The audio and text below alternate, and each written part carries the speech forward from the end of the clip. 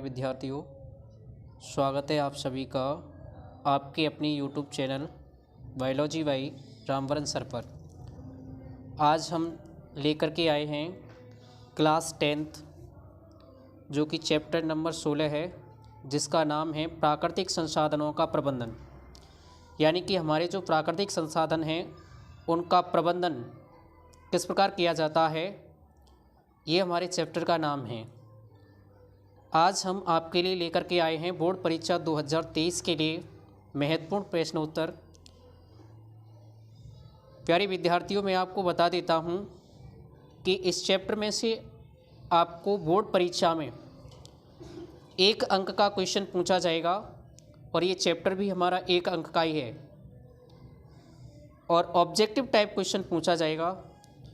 तो काफ़ी बेहद महत्वपूर्ण क्वेश्चन आंसर लेकर के आए हैं हम आपके लिए। तो पहला क्वेश्चन है इसमें, गंगा कार्य योजना किस वर्ष प्रारंभ हुई थी? ये हमारा क्वेश्चन है, गंगा कार्य योजना किस वर्ष प्रारंभ हुई थी? जिसमें ऑप्शन नंबर फर्स्ट है 1980, ऑप्शन नंबर सेकंड है 1985, ऑप्शन नंबर थर्ड है 1990 और ऑप्शन नंबर फोर्थ है 1995। तो मैं आपको बता देता हूं कि इसका जो राइट आंसर है वो है 1985। राइट आंसर क्या होगा? 1985।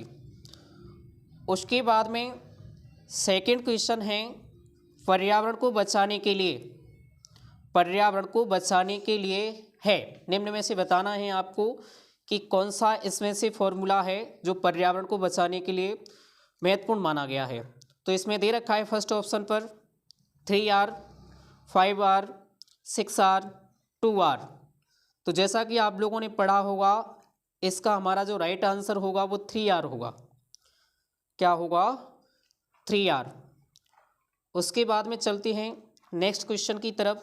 मानव की आंत में, मानव की आंत में कौन सा जीवाणु होता है जो गंगा जल को दूषित करता है? मानव की आंत में कौन सा जीवाणु होता है जो गंगा जल को दूषित करता है? तो इसमें फर्स्ट नंबर पर है राइजोबियम, सेकंड पर है कोलीफॉर्म और थर्ड पर है फीताकृमि और फोर्थ पर है प्लाज्मोडियम। तो इसका राइट आंसर होगा कोलीफॉर्म। कोलीफॉर्म जीवाणु पाया जाता है मानव की आंत में। उसके बाद में चलते हैं नेक्स्ट क्वेश्चन की तरफ। तो नेक्स्ट क्वेश्चन क्या कहता है? प्राकृतिक संसाधनों से प्राप्त होता है। हमारी जो प्राकृतिक संसाधन हैं उनसे इनमें से क्या प्राप्त होता है? तो पहले नंबर पर है भोजन, उसके बाद में दूसरा है सीमेंट और तीसरा है पत्थर और चौथा है ये सभी। तो मैं आपको बता देता हूँ इसका राइट आंसर होगा ये सभी। सभी चीज़ें प्रकृति से प्राप्त होती हैं, पत्थर भी, सीमेंट भी, भोजन भी। काफ़ी महत्वपूर्ण क्वेश्चन है। उसके बाद में नेक्स्ट क्वेश्चन है, सन 1731 में जोधपुर के खेजड़ली गांव में खेजड़ी वृक्षों को बचाने हेतु कितने लोगों ने वरदान दिया था? ये क्वेश्चन है। इसका पहला जो ऑप्शन है वो है 363, सेकंड है 263 और थर्ड है 463 और फोर्थ है 563। तो इसका राइट आंसर होगा 363 लोगों ने बलिदान दिया था। वृक्षों की खातिर अपने प्राणों का बलिदान करने वाले 363 लोग थे। उसके बाद में नेक्स्ट क्वेश्चन है, हिमाचल प्रदेश की प्राचीन जल परिवहन संरचना अथवा प्रणाली है। क्वेश्चन कहता है कि हिमाचल प्रदेश की प्राचीन जल परिवहन संरचना अथवा प्रणाली है। पहला है कट्टा, दूसरा है बंदिश, तीसरा है कुलह और चौथा है आहार एवं पाइन। तो इसका राइट आंसर क्या होगा? कुलह। इसका राइट आंसर होगा कुलह। नेक्स्ट क्वेश्चन है जो कि बेहद महत्वपूर्ण क्वेश्चन है बोर्ड परीक्षा 2023 के नज़रिए से पढ़ते हैं इसको। तो भारत का वाटरमैन किसे कहा जाता है? यानी कि भारत का वाटरमैन किसे कहा जाएगा, ये क्वेश्चन है। इसमें पहले ऑप्शन पर आपका डॉक्टर राघवेंद्र सिंह है, सेकंड पर डॉक्टर राजेंद्र सिंह है, थर्ड पर डॉक्टर राम सिंह है और फोर्थ पर डॉक्टर राम प्रसाद सिंह है। तो विद्यार्थियों इसका जो राइट आंसर होने वाला है वो है doctor Rajendra Singh. Right answer क्या होगा? Doctor Rajendra Singh. Next question की तरफ चलते हैं। नेक्स्ट क्वेश्चन है नमामि गंगे कार्यक्रम। नमामि गंगे कार्यक्रम भारत सरकार द्वारा कब चलाया गया था? ऑप्शन पहला 2016 में, दूसरा 2014 में, तीसरा 2013 में और चौथा है 2017 में। तो क्या होगा प्यारे विद्यार्थियों इसका राइट आंसर? इसका राइट आंसर होगा 2014 में। इस चैप्टर में से सिर्फ ऑप्शन वाले क्वेश्चन ही आएंगे, यानी कि वस्तुनिष्ठ प्रश्न नहीं पूछा जाएगा आपको, इसीलिए ये क्लास बेहद महत्वपूर्ण होने वाली है। नेक्स्ट क्वेश्चन कहता है अमृता देवी बिश्नोई राष्ट्रीय पुरस्कार किससे संबंधित है? ये बताना है आपको। तो पहला ऑप्शन है वनों एवं वन्यजीव संरक्षण, वनों एवं वन्यजीव संरक्षण। सेकंड पढ़ते हैं जल एवं जीव संरक्षण, थर्ड है पर्यावरण संरक्षण और फोर्थ है जल संरक्षण।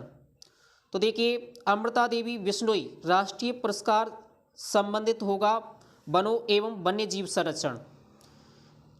पहला आंसर, पहला जो ऑप्शन है वो इसका आंसर होगा। उसके बाद में नेक्स्ट क्वेश्चन की तरफ चलें तो तावा बांध बना था, बताना है कौन सी सन में बना था तावा बांध।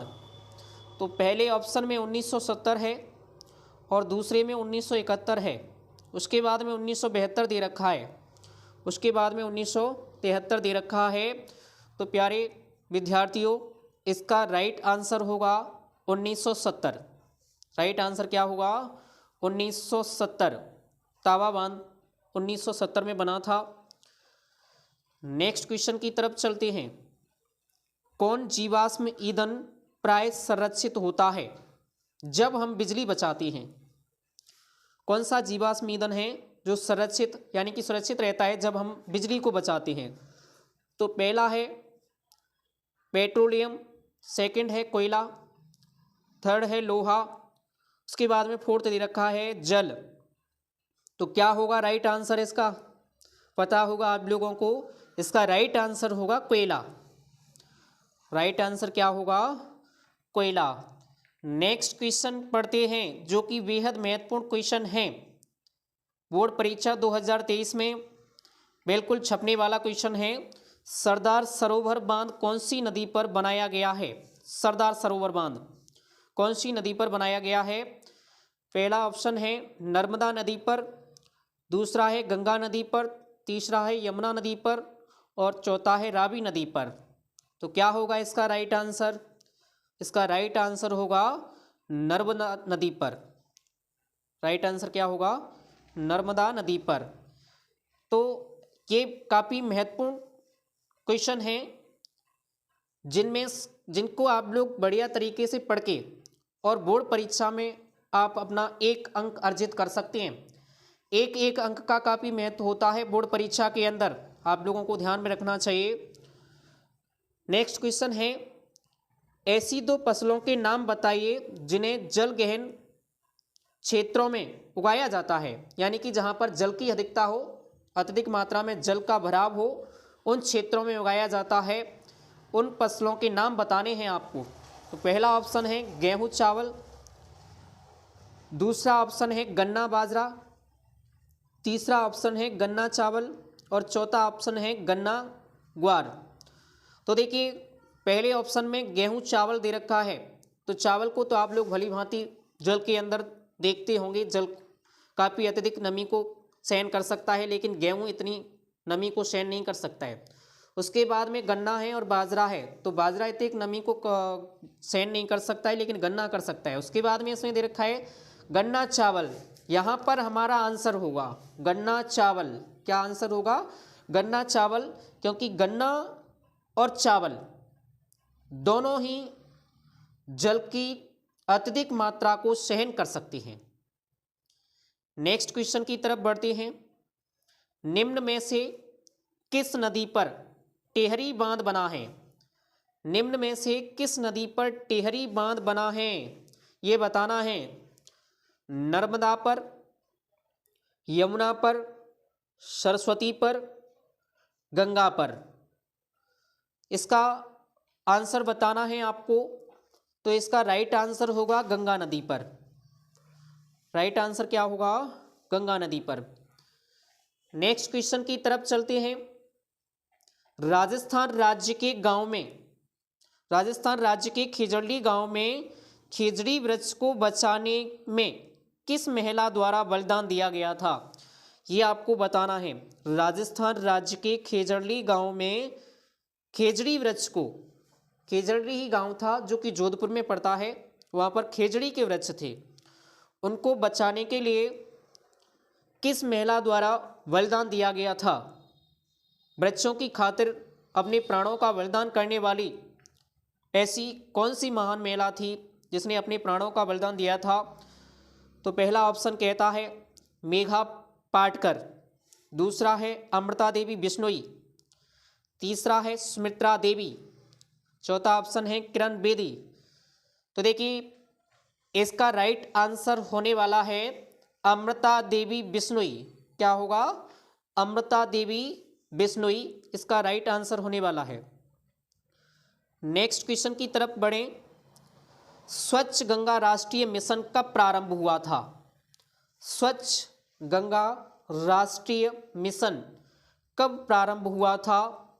तो प्यारे विद्यार्थियों, इसका पहला ऑप्शन कहता है 2012 में, उसके बाद में नेक्स्ट ऑप्शन कहता है 2016 में, और नेक्स्ट ऑप्शन कहता है 2017 में, और फोर्थ नंबर पर जाते हैं तो 2019 में।